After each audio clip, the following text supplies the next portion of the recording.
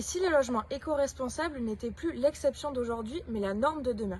La durabilité n'est pas un simple effet de mode, mais un véritable engagement envers l'environnement et les générations futures.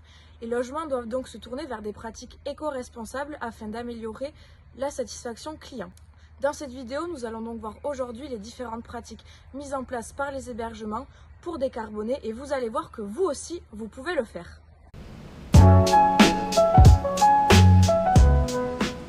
Comme vous le savez, le tourisme est un secteur clé de l'économie mondiale, mais il engendre des impacts environnementaux considérables, notamment avec les hébergements.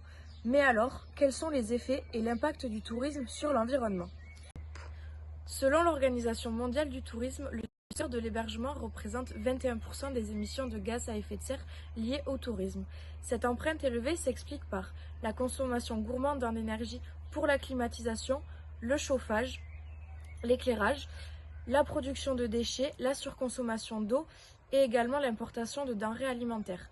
Mais comment pouvons-nous agir? En choisissant des hébergements éco-responsables, nous réduisons notre empreinte carbone, favorisant des pratiques et des hébergements respectueux de l'environnement. Nous pouvons même nous appuyer sur certains petits gestes qui, sur le long terme, font la différence. Dans cette vidéo, nous allons découvrir 3 exemples de projets innovants.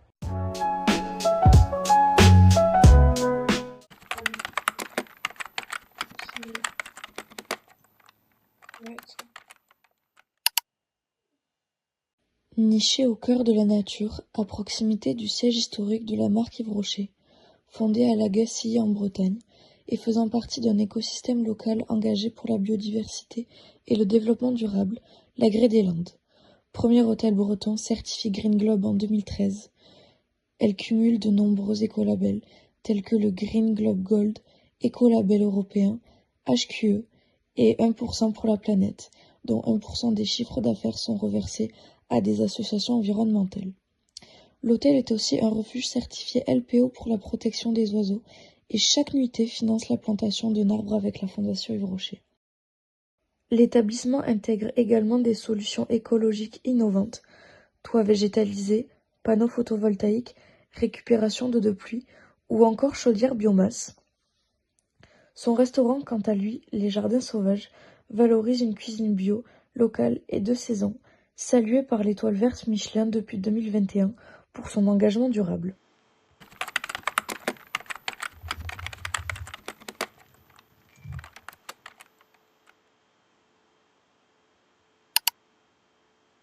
Premier palace français à obtenir l'écolabel européen en 2023, l'établissement conjugue luxe et éco-responsabilité. Les sources de Caudalie.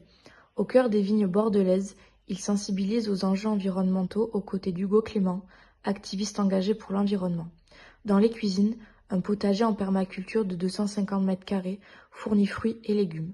La carte, quant à elle, limite son impact carbone avec un seul plat carné et privilégie des produits locaux et bio. Côté environnement, rien n'est laissé au hasard. Compostage, tri sélectif avec suivi rigoureux et recyclage solidaire pour créer des endroits. Enfin, les animaux sont rois sur le domaine du château. Ils jouent un rôle crucial dans l'écosystème du vignoble. Vaches, moutons, chèvres entretiennent naturellement les sols, tandis que les abeilles pollinisent les fleurs.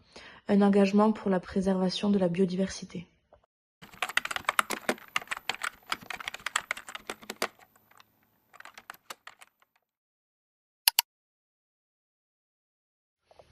Situé sur les coteaux de Jurançon, j'ai pu me rendre sur place pour vous montrer directement les actions concrètes mises en place par ce domaine, le Clos Mirabel.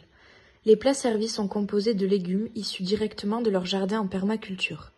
Pour arroser les cultures, ils utilisent l'eau stockée dans les cuves de récupération d'eau pluviale, certaines à proximité du potager, directement reliées, ou d'autres qui sont situées sous nos pieds, sous la cour, et qui sont également reliées au deuxième potager. La gestion de l'eau est également mise en place avec 2 bassins de roseaux qui purifient naturellement les eaux usées. Quant à l'électricité, une partie des panneaux photovoltaïques sont situés sur le carport et l'autre juste au-dessus des vignes. Ils bénéficient donc d'un ensoleillement à 100% et permettent de fournir 50% des besoins en électricité du domaine. Mais alors, quels avantages pouvons-nous tirer de ces logements éco-responsables ?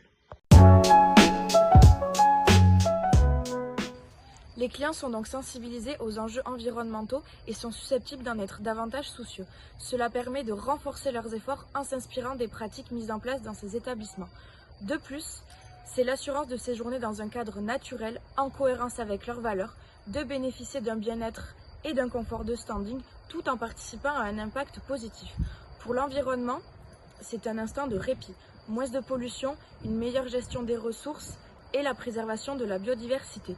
Mais est-ce que ce secteur est prometteur? De plus en plus de personnes portent une attention particulière aux hébergements qu'ils veulent réserver. En effet, en 2024, 81% des voyageurs souhaitent réserver au moins une fois dans des hébergements durables. 65% considèrent la durabilité comme un facteur déterminant pour le choix de leur hébergement et 45% seraient prêts à payer plus pour un séjour éco-responsable. C'est un secteur qui est d'ores et déjà en expansion et qui sera prometteur compte tenu des enjeux environnementaux actuels. Il est primordial de privilégier ce type d'hébergement et de soutenir leur développement afin de favoriser un tourisme durable. En choisissant un hébergement éco-responsable, vous faites plus que voyager, vous participez à la construction d'un monde durable. Si cette vidéo vous a plu et que vous aussi vous souhaitez voyager autrement, n'hésitez pas à vous abonner, à liker et à partager autour de vous. À très vite pour de nouvelles découvertes éco-responsables.